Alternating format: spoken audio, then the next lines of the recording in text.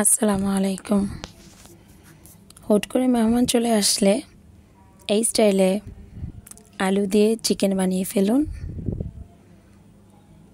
অল্প সময়ে 15 মিনিটের মধ্যে। গুছোতে একটু দেরি হবে। আলু আর মুরগি সব কিছু রেডি করে নিয়েছি, মশলাগুলো রেডি করে নিয়েছি। খুব আনন্দের সহিত বসিয়ে দিন রান্না।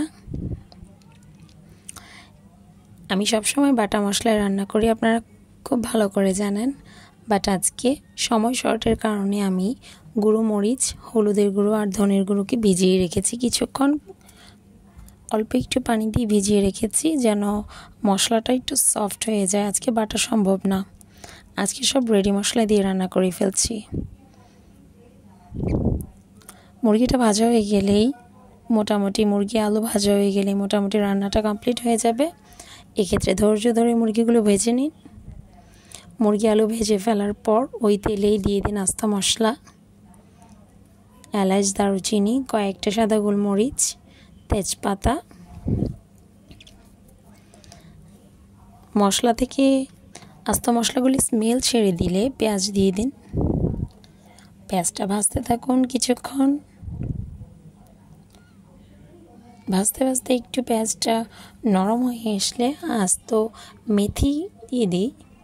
অনেকে এটা অ্যাভয়েড করতে পারেন, আমরা মেথি খাই, মেথিটা অনেক ভালো লাগে। আপনারা কারা তরকারিতে মেথি পছন্দ করেন জানাবেন। আদা রসুন পেস্টটা দিয়ে দিলাম। মশলাটা কষছে। এই যে ভিজিয়ে রাখা আমার মরিচের গুঁড়ো,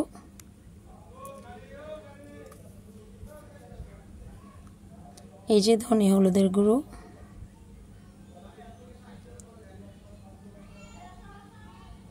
এটাকে কিছুক্ষণ কষিয়ে নিব। এটা কষতে থাক। কিছুক্ষণ কষিয়ে নিলে এখানে আমার ভাজা মুরগিগুলো আর ভাজা আলু এখানে নিয়ে নিয়েছি।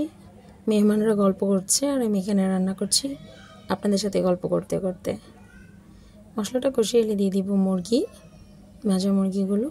কিছুক্ষণ পরে দিয়ে দেবো আলুগুলো। আমার ঝটপট রান্না পছন্দ হলে লাইক করবেন, শেয়ার করবেন, যত খুশি তত। এতে ভিডিও তৈরি করার অনুপ্রেরণা বা জাগে।